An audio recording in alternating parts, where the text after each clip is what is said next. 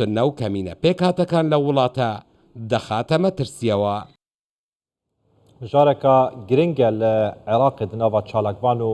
هاوڵاتیاندا دەربارەی vê پرۆژە پێشنیارێک و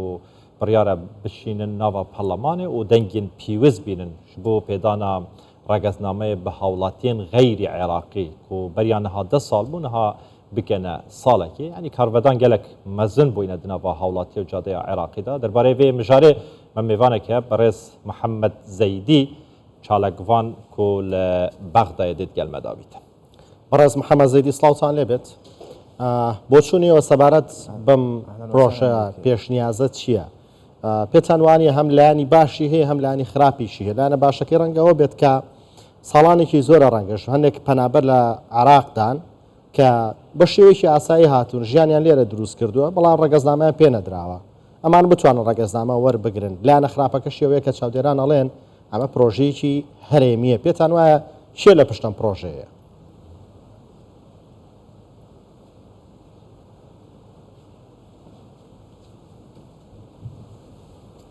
مساء الخير عليك وعلى بەڵێ شەوی ئێوە و بینەرانی کوردستان 24 باش بێت زۆر سپاس بۆ ئێوە ڕاستیەکەی ئێمە وا قۆڕماوین لە پرۆژەیەکی لەم شێوەیە دەبوایە ئەنجومەنی نوێنەران بابەتی دیکە و یاسای پەکخواردووی دیکە هەبوو کە باسی کردبووایە. ئەم بابەتە دوو لایانی هەیە. لایانی یەکەمی پەیوەندی بە لایانی ئەمنیەوە هەیە و لایانی دووەمیش پەیوەندی بە ئابوووریەوە هەیە. چ وەزارەتی ئابووری چ وەزارەتی ناوخۆ دەیانەوێت کە یاخود شتێک بکەن لە ئاستی چاوەڕوانی هاوڵاتیاندا بێت بەڵام هەموو وڵاتانی جیهان لە بەرامبەردا پێویستی بەوەیە کە تۆ ئابووریەکی باش بنیاد بنێ و پەنا بۆ ئەم زۆر ڕەفتارانە نەبێت. ئەمڕۆ ئێمە تێبینی ئەوەمە دەکەین کاتێک باسی یاسای هاوشێوە دەکەن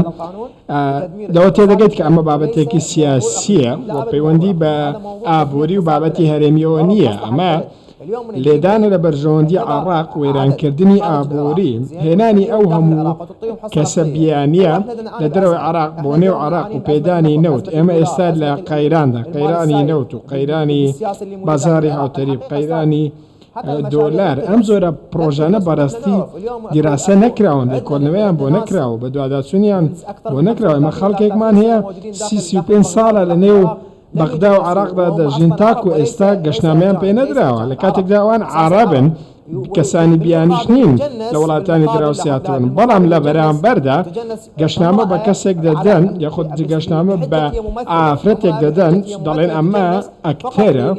و ئەمە کاری نواندن دەکات لەبەر چی چونکە ئەمە پەیوەندی لەگەڵ سیاسەکاندا هەیە لەلایەنی سیاسی و میدیایی بۆی کاردانەوەی لەسەر ئەوان نەبێت هەڵدەستن گەشتنامەی پێ دەدەن بەڵام ئەوانەی دیکە پێیان نادەن و گەشتنامەیان نادەنێنێ. ئەمە دەبینین کە چیان کردووە هەر کەسێک لەم بوارە بێت کە خۆیان دەیانەوێت گەشتنامە پێ دەدەن. ئەمە بەڕاستی مای شەرمە بۆ ئەنجومەنی نوێنەران بۆچی نایەت کاری یاخودی کەشەکان لەگەڵ هەرێمی کوردستان چارەسەر بکات کە ماوەی 30 ساڵە ئێستاشی لەگەڵ بێت نەگەیشتونەتە ئاستی هەرێمی کوردستان تاکو ئەمڕۆژ سەرۆکی پەرلەمان نییە نەیانتوانیوە ئەم بابەتە چارەسەر بکەن تاکو ئەمڕۆژ ئێمە سەرۆکی پەرلەمانمان نییە شتی لە بابەتە نییە. بۆ ئەمە یاسایەکە هیچ دیراسە نەکراوە یاسایەکە بۆ لێدانە لە ئابووری عێراق و لە نێوبردننی عێراق. ئێمە وەکو گوتم لەم زۆرە یاساینا سەرمان سوور ماوە لەم کاتەیانە بە دیاریکراوی بۆچی تەنانەت بۆکو بڵێن بەسیترین شت و سادەترین شت کە چەند خولەکێک لەمەوبەر ڕووی داوە بابەتی سەرۆک کۆمار لەگەڵ کێشەی ئەندام پەرلەمانێک بکە نوێنەری ئێمەیە نوێنەری گەلە نوێنەری گەل کە خەڵک دەنجی پێداوە کە ئەو هاتووە دەنجی بە سەرۆک کۆمارداوە و سەرۆک کۆماری لەو پۆستە داناوە و ئەوە و دەنگەی بە پەرلەمان داوە هاتووە کەسێک لە سەرۆک کۆمار ئەم کەسەی لە پۆستەکەی دوورخستۆتەوە. بەڕاستی بابەتەکە وای لێ هاتووە کە یاسان نەماوە کەس نە پەرلەمان هەیە ئەنجومەنی نوێنەران بەشێکی لە دژی عێراقیەکان ئەگەر تاهاش من هەبیتن ئەف پرۆژە یاسایە کو هاتیە پێشنیارکردن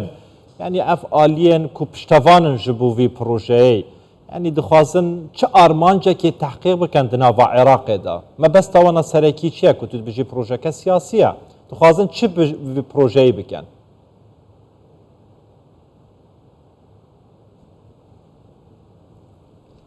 استاذ العزيز هذا مشروع بەڕێزم ئەمە پرۆژەیەکە بۆ لێدانە لە ئابووری عراق بۆ ئێرانکردنی عێراق بابەتی پێدانی گەشتنامە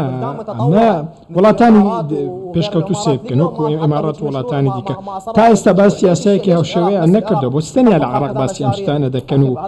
هەمواری لەم شێوە دەکەن ئەمە لێدانە لە ئابووری دزینی سەروەت و سامانی عراق و تاڵانکردنیەتی هێنانی لایەنی دەرەکی بۆ نێو عراق ئێمە دەگەڕێنەوە چوارچێوەی یەکەم و کێشەکان دەڵێن ئەمە ئێرانی ئەمە سعودی ئەمە نازانم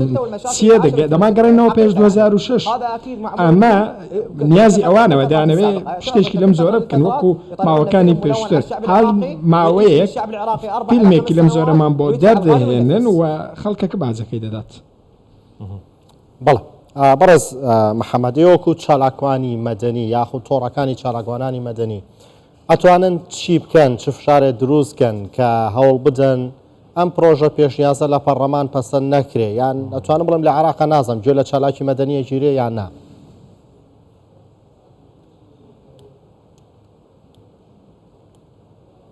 والله استاذ احنا يعني بەڕێزم ئێمە وەکو خەڵک بەر لەوەی کە من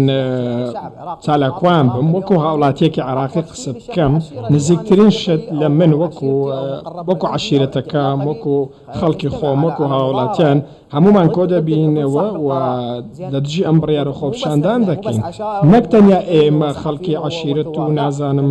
ئەم جۆرە بابەتانە بەڵکو تەنانەت ئەندام پەرلەمانەکان ئەوانەی کە سەربەخۆن ئەوانەی ئێمە پشتیان پێ دەبەشتین لە ڕەتکردنەوەی ئەم زۆرە بابەتانە ئەوەندام پەرلەمانەی کە ئێمە بینیمانە چۆن لە زۆرێک لە وەزارەتەکانیان ڕەت کردوتەوە زۆرێک لە یاساکانیان ڕەت کردوتەوە ئامادە نەبوون دەنجیان پێ بدەن ئەگەر ئەمان بێن لە پەنا ئێمە بوەستن بۆ ڕەتکردنەوەی بابەتی لەم شێوەیە بە دڵنیاییەوە کارێکی وها ئەگەر نەکەن ئەوە لە بەرامبەر حکوومەتیش دەوەستینەوە بەڕێز محەممەد زەیدی چالاکوانی سڤیل و لە باغداد گەلمە بۆ گەلێکی سوپاسی نارابن